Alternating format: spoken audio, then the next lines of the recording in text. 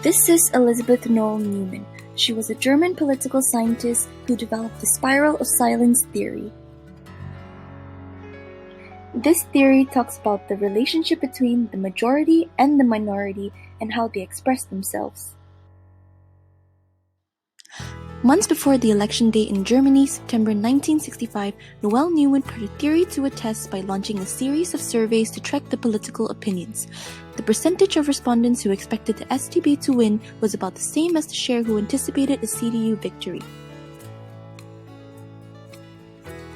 People have a fear of isolation from the majority, which inhibits them to speak out their mind and personal viewpoints. Moreover, people are not comfortable with voicing out their opinions when the majority's opinions differ from their own, hence making them agree with others instead of voicing out about their ideas. Quasi-statistical organ, which is known as sixth sense. People gauge trends of public sentiment, which makes them hesitant to express minority views because they fear isolation.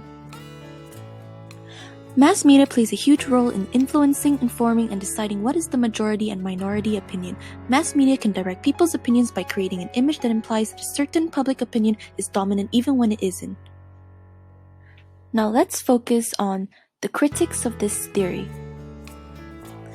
which are social approval or personal benefits, whether it should be considered as a variable rather than as a constant, fear of hurting others, and the relation of fear of isolation and threat of isolation.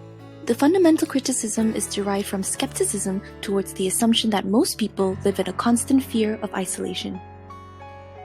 Positive sanctions such as social approval or personal benefits can be more important than fear of isolation in motivating people to speak out.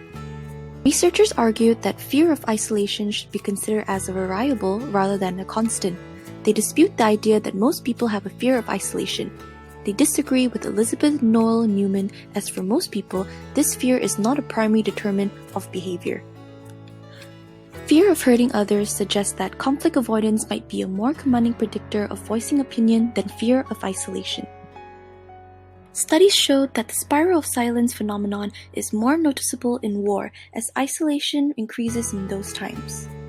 More accurately, however, it is a threat of isolation that increases in those times, and subsequently, fear of isolation is likely to increase as well.